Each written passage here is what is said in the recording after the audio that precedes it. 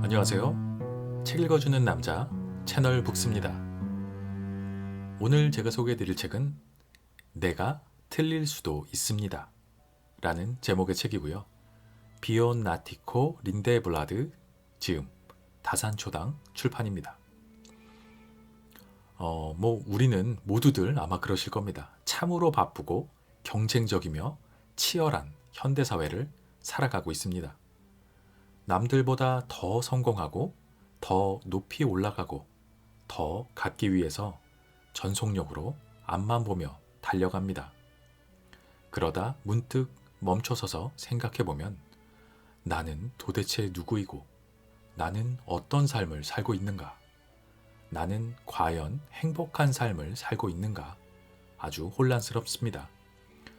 혼란스러움은 곧 불안함으로 연결되고 그래서 우울하고 불안한 마음으로 살얼음판 같은 세상을 살아가게 됩니다.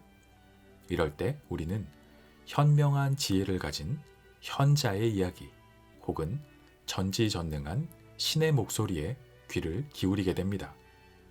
이 책 내가 틀릴 수도 있습니다는 젊은 시절 탄탄한 성공의 엘리트 코스를 밟아가다가 문득 모든 것을 내려놓고 숲속으로 들어가서 수도승이 된 한 스웨덴 사람의 이야기입니다.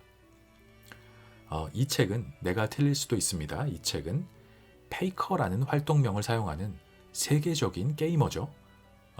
이상혁 씨가 얼마 전에 국무총리를 만나는 자리에서 추천을 해서 유명해진 근래에 좀 이슈가 된 그런 책입니다. 사실 그 페이커는 독서광으로 아주 유명한데 책 한 권을 2번 이상 추천하는 경우가 잘 없다고 합니다. 그런데 이 책 내가 틀릴 수도 있습니다는 지금까지 4-5번 이상을 추천한 책이라고 합니다. 그만큼 가장 인상적이고 추천할 만한 책이라고 생각을 한 것 같습니다. 이 책의 내용은 한 스웨덴 승려 비온 나티코에 대한 이야기입니다. 그가 20대의 젊은 나이에 글로벌 석유 회사의 최연소 임원이 되어서 아주 잘 나가던 그런 젊은이였는데 그러다가 불현듯 모두 내려놓고 숲속으로 들어가서 숲속의 승려가 된 이후에 17년간 수도자 생활을 하게 됩니다. 그리고 거의 한 20여 년의 수도 생활을 마치고 다시 세상으로 돌아와서 그 자신이 깨달은 삶의 자세에 대해서 나누는 그런 이야기입니다. 이 책의 저자는 이미 세상을 떠난 고인이 되었습니다. 루게릭 병에 걸려서 그 죽음을 맞이하게 되었는데 몇 년 전에 죽음을 맞이하게 되었는데 그 과정에서 깨달은 삶과 죽음의 지혜가 더해져서 탄생한 책이 바로 이 책 내가 틀릴 수도 있습니다 라고 소개를 드릴 수 있습니다. 수십 년간 갈고 닦고 깨달은 수도자의 지혜, 삶을 대하는 자세에 대한 그런 이야기들이 가득합니다. 책을 읽고 있으면 좀 답답했던 마음이 후련해지고 머리가 맑아지는 느낌이 드는 그런 책입니다. 이 책의 제목 내가 틀릴 수도 있습니다 처럼 어떤 마법의 주문 같은 그런 책입니다. 요 마법의 주문이라는 표현이 되어 있는 부분을 발췌해서 읽어봐 드리겠습니다. 오늘 밤엔 여러분에게 마법의 주문을 알려드리고자 합니다. 갈등에 싹이 트려고 할 때, 누군가와 맞서게 될 때, 이 주문을 마음속으로 3번만 반복하세요. 어떤 언어로든 진심으로 3번만 되낸다면 여러분의 근심은 여름날 마치 풀밭에 맺힌 이슬처럼 사라질 것입니다. 우리는 모두 스님의 손바닥 안에 있었지요. 잠시 침묵이 흘렀습니다. 다들 숨죽이고 스님의 다음 말을 기다렸지요. 스님은 몸을 살짝 내밀더니 극적인 효과를 내려고 한 번 더 뜸을 들인 뒤 입을 열었습니다. 자, 다들 그 주문이 뭔지 궁금하시죠? 바로 알려드리겠습니다. 내가 틀릴 수 있습니다. 내가 틀릴 수 있습니다. 내가 틀릴 수 있습니다.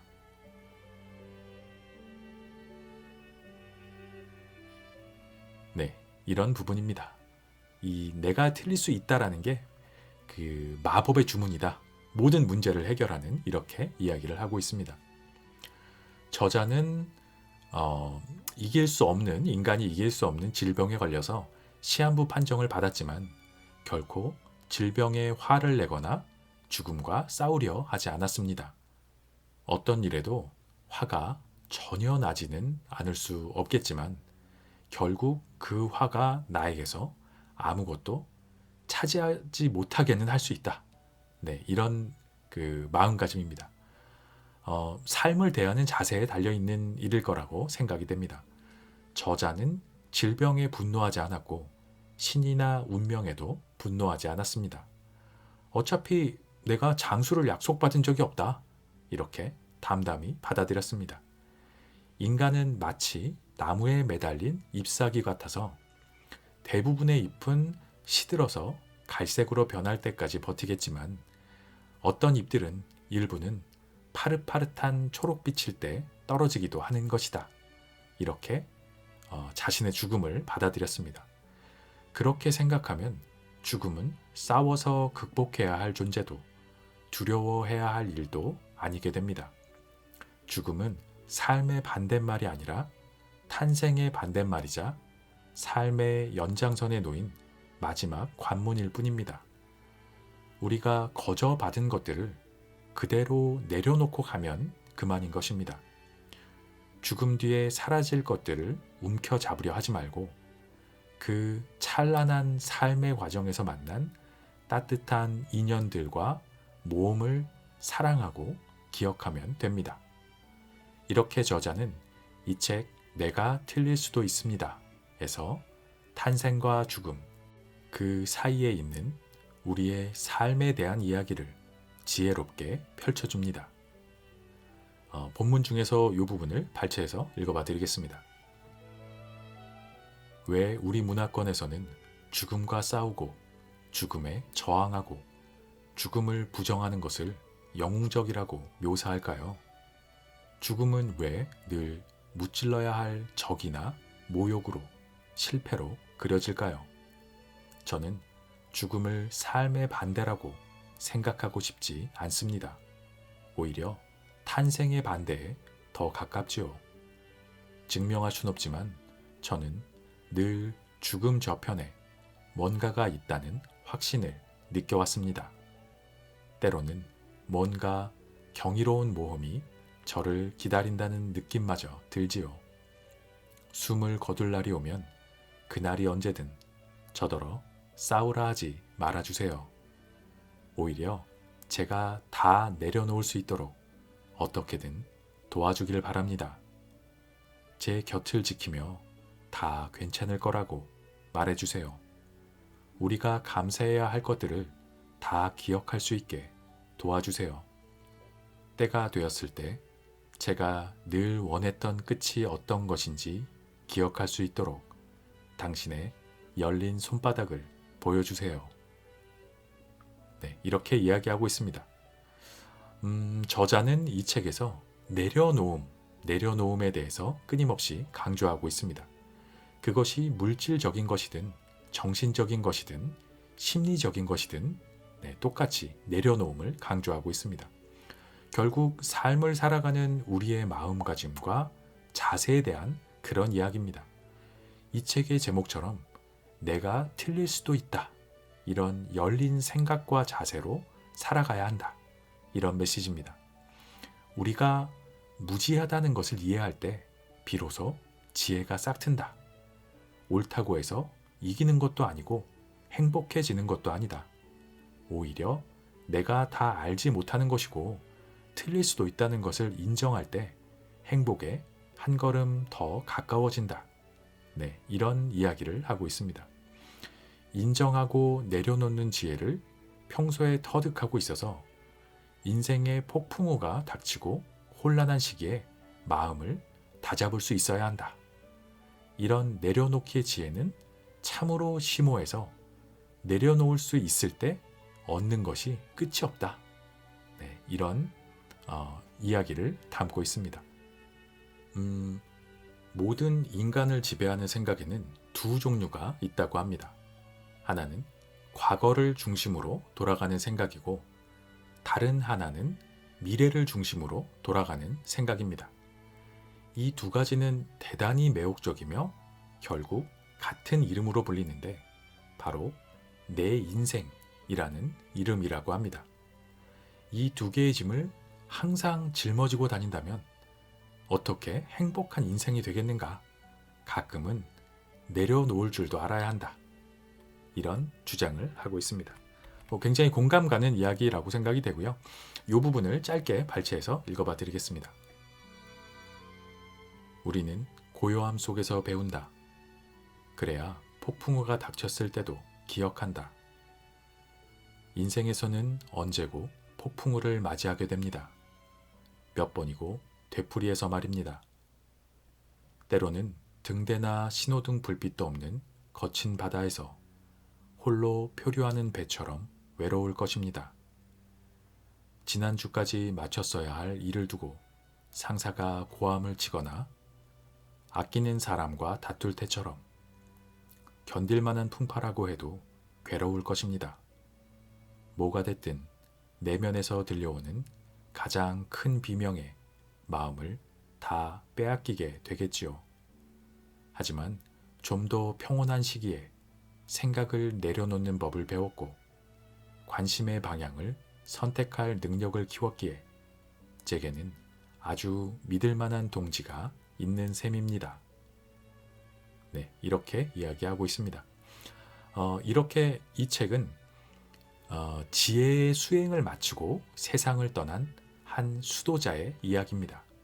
그리고 불안감과 우울함 속에서 경쟁적이고 치열하게 살아가는 우리들에게 그 지혜를 나누어주는 그런 책이다. 이렇게 소개를 드리고 싶습니다. 그렇게 꽉 쥔 주먹을 펴고 힘을 빼면 삶이 더 행복해진다. 이렇게 이야기하는 책입니다. 내려놓음으로써 더 풍요로워지는 마법 같은 이야기를 하는 책입니다. 내가 틀릴 수도 있다라는 마법의 주문이 오히려 나를 더 현명하고 강하게 만든다는 사실을 전해줍니다.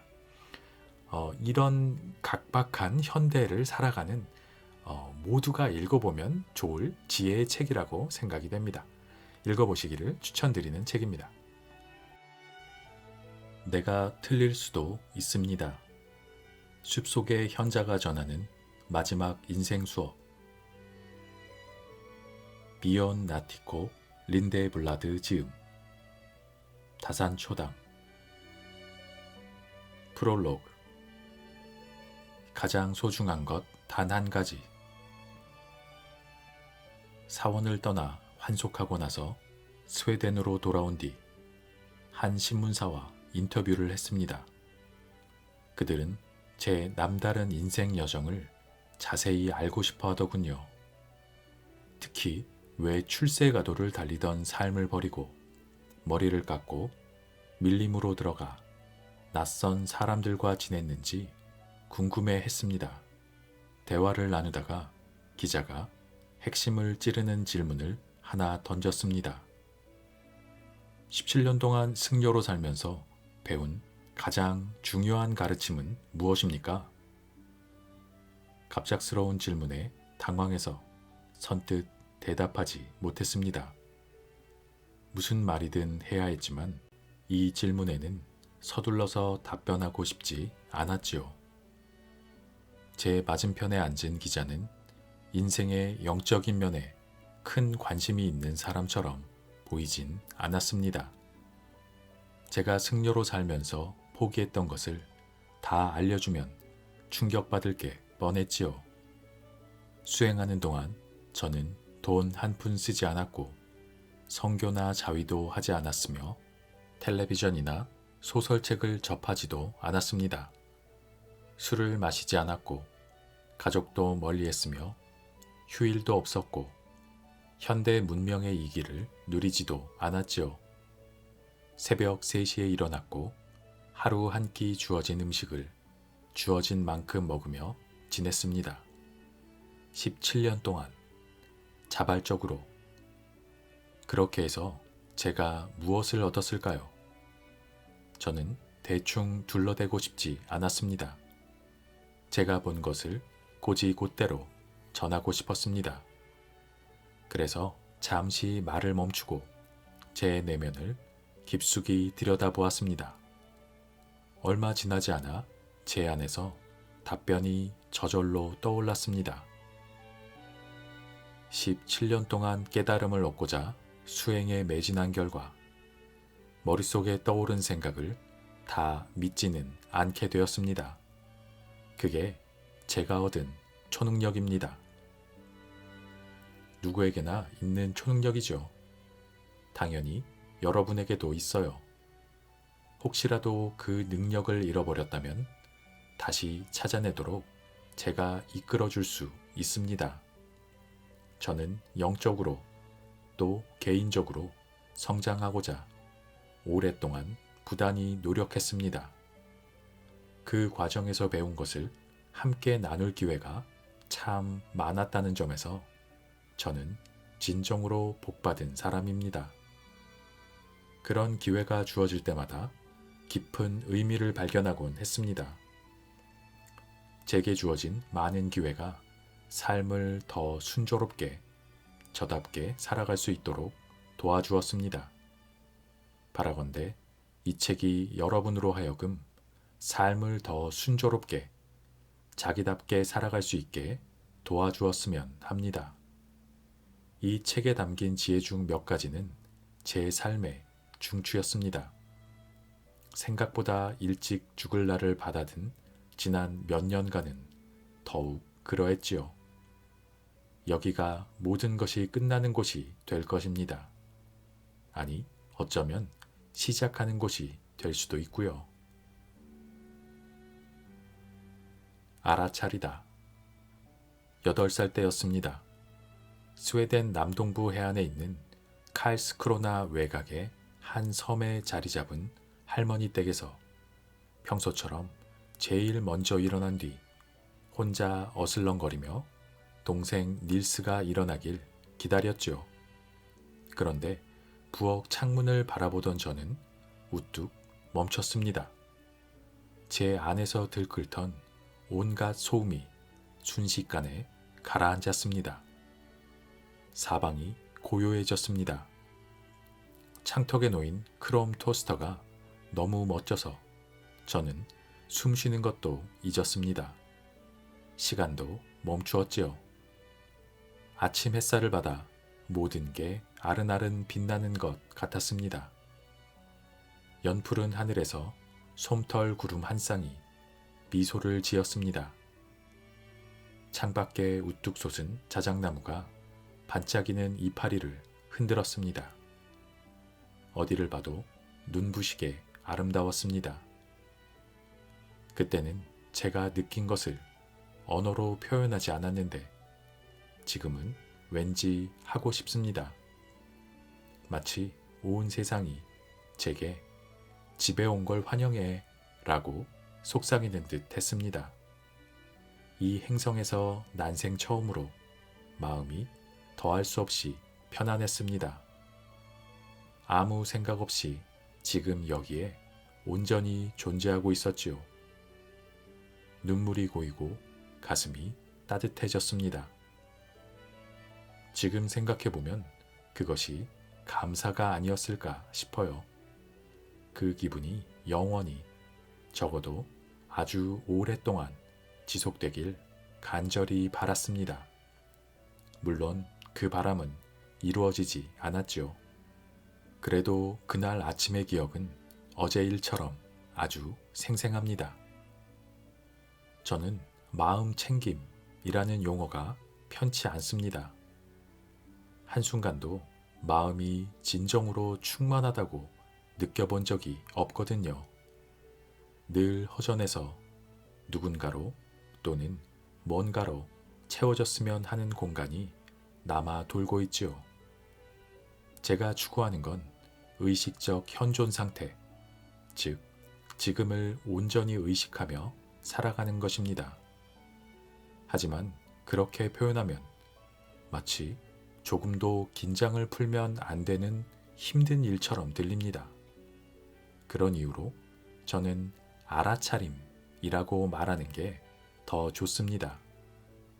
우리는 점차 알아차리며 그리고 알아차린 채로 머무르며 알아차림과 하나가 됩니다. 칼스크로나에서 토스터 옆에 서 있던 그날 아침 제게도 알아차림이 일어났습니다. 그 느낌을 표현하자면 뭔가 부드러운 것에 포근히 기대는 듯한 기분입니다. 생각, 느낌, 신체 감각 등 모든 것이 있는 그대로 존재합니다. 그 안에서 우리는 더 큰 존재가 됩니다. 우리 내면과 주변 세상에서 미처 의식하지 못하던 것들을 더 많이 알아차리게 됩니다. 그것은 보이지는 않아도 언제나 여러분 곁에 있는 친구처럼 굉장히 친밀하게 느껴집니다. 현재에 집중하는 정도는 물론 다른 사람과의 관계에도 영향을 끼칩니다. 정신이 딴 데 있는 이들과 시간을 보내는 게 어떤 느낌인지 누구나 잘 알 거예요. 항상 뭔가를 잊어버린 것처럼 찜찜하고 신경에 거슬리죠. 어린 아이들을 만나면 우리 마음이 어떤 상태인지가 금세 드러납니다. 아이들은 우리가 그 순간에 온전히 존재하는지 아닌지에 대단히 민감합니다. 그래서 우리가 거짓으로 즐거운 양 꾸미거나 함께 있으면서도 딴 생각을 하면 귀신같이 알아차리지요. 동물도 마찬가지입니다. 하지만 우리가 현재에 온전히 집중한다면 뇌리를 스치는 온갖 사소한 생각에 마음을 뺏기지 않는다면 사람들은 우리와 함께 있는 순간을 훨씬 더 즐거워합니다. 우리를 믿고 따르며 우리에게 관심을 기울이지요. 그때 우리는 주변 세상과 완전히 다른 방식으로 연결됩니다. 이미 다 아는 얘기라서 진부하게 들릴지도 모르겠습니다. 하지만 다 아는 사실이라도 완전히 잃어버린 채 살아가는 사람들은 얼마든지 있습니다.